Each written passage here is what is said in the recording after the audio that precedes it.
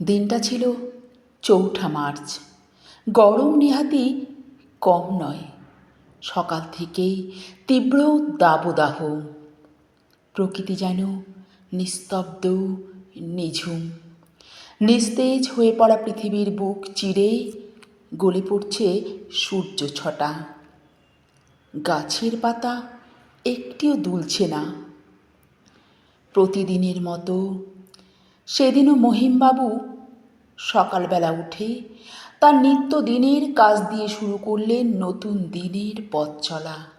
প্রথমেই তার নিজের হাতে লাগানো ফুল গাছে জল ঢেলে, তারপর কাক কুকুরদের বিস্কুট খাইয়ে এসে বসলেন তার অফিস ঘরে। অফিস ঘরের জানালার পাশেই ১৬ ফুট চওড়া রাস্তা, আর তার পাশেই পাঁচিলের ওপারে বর্মনদের বাড়ি। লম্বা পাঁচিল, পাঁচিলের পাশেই বিশাল বাগান। বাবার মুখে শুনেছিলেন আগে ওখানে একটা বড় পুকুর ছিল। পাড়ার সকলেই ওই পুকুরে স্নান করত, মাছ ধরত। তারপর ওটা বিক্রি হয়ে যায় এক সময়। যিনি ওটা কেনেন তিনিই পুকুর বুঝে ওখানে বাগান বাড়ি করেন।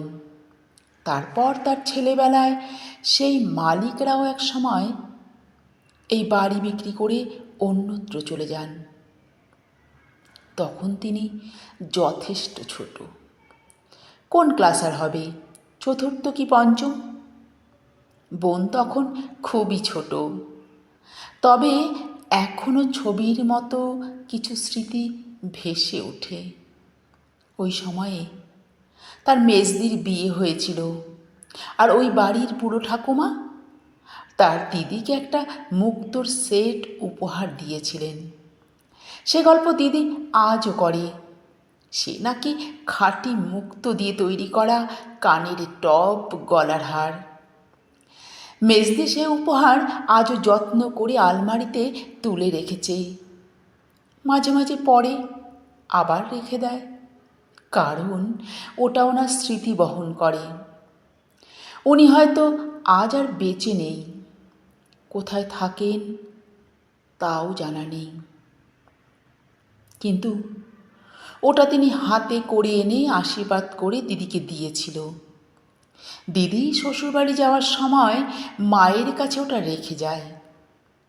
বর্তমানে যারা রয়েছেন তারা ঠিক বাঙালি নয়। শুনেছি গুজরাট থেকে এ রাজ্যে এসেছেন। পদবী বর্মন, সবাই বর্মন বাড়ি বলে, আর ওই নামেই ওনারা বেশি পরিচিত। বাড়িটাতে লোকের সংখ্যা থেকে চাকর বাকরের সংখ্যাই বেশি। বর্মনদের বাগানের দিকে চোখ পড়তেই কেমন যেন লাগলো। অন্য ঋতুর তুলনায় এই সময়টা খুবই শান্ত লাগছিল। বাগানের পরিবেশটা, শীতের মরশুমে বাগানের গাছগুলিতে নানা রকম পাখির ঝাঁক দেখতে পাওয়া যায়। কলো কাকলিতে ভরে ওঠে বাগানের বুক। মাঝে মাঝে পরিযায়ী পাখিদের যেন মেলা বসে বাগানের প্রতিটি গাছ জুড়ে। কিচিরমিচির শব্দে সকালের ঘুম ভেঙে যায়। আজ সবুজ গাছগুলো একেবারে শ্রীহীন। পাতাবিহীন গাছগুলো অনেকটা সৌন্দর্য হারিয়ে কঙ্কালসার হয়ে আকাশের দিকে মুখ তুলে তাকিয়ে আছে। কিছুক্ষণ সেদিকে এক দৃষ্টে তাকিয়ে থাকার পর এবার রাস্তার দিকে চোখ পড়ল মহিমবাবুর। কখন খবরের কাগজওয়ালা আনন্দবাজার পত্রিকা আর সাথে ইংরেজি টেলিগ্রাফ নিয়ে আসবে। এই দুটি নিউজ পেপার সারা বছর ধরে তার বাড়িতে তিনি রাখেন। আনন্দবাজার পত্রিকা তার নিত্যদিনের সঙ্গী, আর ইংরেজি টেলিগ্রাফ শুধুমাত্র তার বড় ছেলের জন্য, যাতে এখন থেকেই ওটা রিডিং পড়ার অভ্যাস, বানানের প্রতি দক্ষতা জন্মায়। বাংলা মিডিয়ামে যেহেতু পড়ে, তাই বর্তমান যুগের সঙ্গে তাল মেলাতে গেলে ইংরেজিটা জানা খুব প্রয়োজন। রাজ্যের বেহাল অবস্থা। এখানে ভালো মাইনের চাকরি পাওয়া বড্ড মুশকিল। তাই মহিমবাবু মনে মনে চায় ছেলে যাতে এখন থেকেই নিউজ পেপার পড়ে এবং ইংরেজি ভাষায় কথা বলার চেষ্টাটুকু অন্তত করে। বাইরের রাজ্যে তো বাংলা কেউ সেভাবে বোঝে না, তাই ভবিষ্যতে অন্য রাজ্যে চাকরির সূত্রে যেতে হলে ফ্লুয়েন্টলি ইংরেজিটা যাতে বলতে পারে। তাছাড়া পাঠক্রমে লেটার, প্যারাগ্রাফ ভালো লিখতে পারার দক্ষতাটাও যাতে সে অর্জন করতে পারে। এখন আর আগের সেই পুরনো বাবা ঠাকুরদার আমল নেই। এখন যুগ পাল্টেছে, সবাই সন্তানদের ইংরেজি মিডিয়ামে পড়ায়। আমার ছেলেদের ভালো বাংলা মিডিয়ামে ভর্তি করেছি, কারণ নিজের ভাষার প্রতি বরাবর যাতে একটা সম্মান থাকে। আর যেন হকারওয়ালা বড্ড দেরি করছে, শুধু তারই অপেক্ষায় সকালের এই মুহূর্তটা হেলান দিয়ে সোফায় বসে থাকা। শেষে অগত্যা কি আর করা যায়, গত দিনের কাগজটা খুলে একটু ঘাটাঘাটি করা আর সময় অতিবাহিত করা। সারা বছর ধরে খবরের কাগজ শুধু নয়, সানন্দা, নন্টিফন্টি, আনন্দমেলা, বর্তমান, এই ধরনের বহু পত্রপত্রিকা, আর তার সাথে অবশ্যই স্বামীজির বই তার ঘর আলো করে থাকে। মা ঠাকুরদা কবেই চলে গেছেন, কিন্তু মা সারদা, ঠাকুর শ্রীরামকৃষ্ণ আর বিবেকানন্দের বাণী যেন তার পথ চলার পাথেও।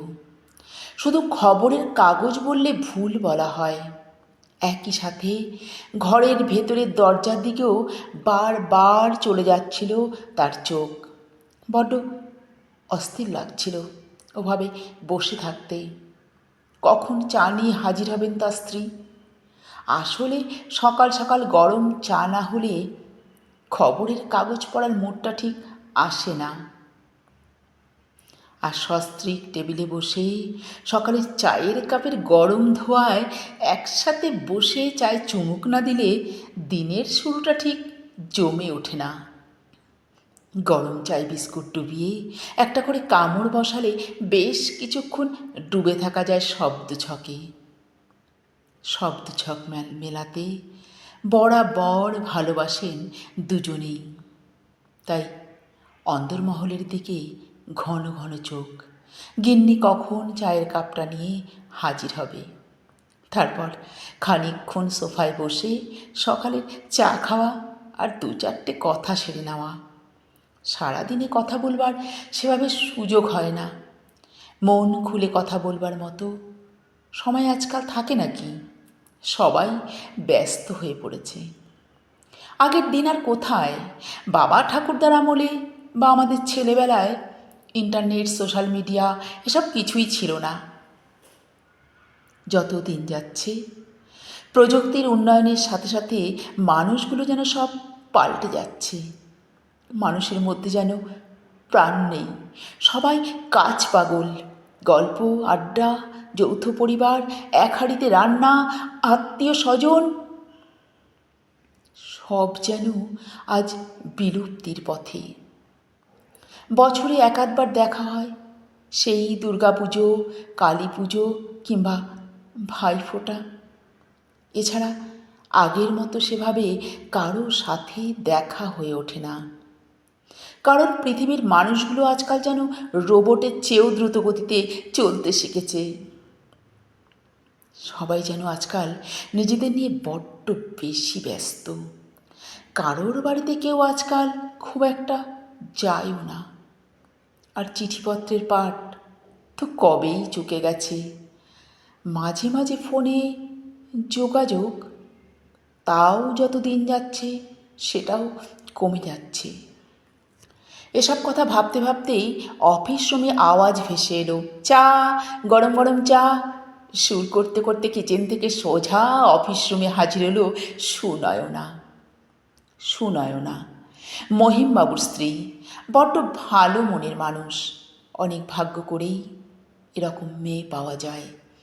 দেখতে শুনতে খুব সুন্দর না হলেও তার ব্যবহার সকলকে মুগ্ধ করে।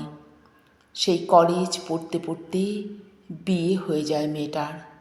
বাবা মা ভাই বোন সকলকে ছেড়ে কোন ছোট্ট বয়স থেকে শ্বশুরবাড়ির দায়িত্ব কাঁধে নিয়ে আজও যত্ন সহকারে গুছিয়ে সংসার করে চলেছে। নিজের জীবনের সব আনন্দ আহ্লাদ বিসর্জন দিয়ে অসুস্থ শ্বশুর শাশুড়ি সকলের সেবা করা, সন্তানদের খেয়াল রাখা, গোটা বাড়ির সব কিছু ঠিকঠাক হচ্ছে কি না সেদিকে তার সজাগ দৃষ্টি। একই সাথে চলে এলো খবরের কাগজওয়ালা। সুনয়না খবরের কাগজটা হাতে নিয়ে মেলে ধরল দুহাত দিয়ে। মহিমবাবু বলতে লাগলেন, আরে আমাকে দাও, তুমি তুমি পরে পড়বে, সারাদিন তো বাড়িতেই থাকবে।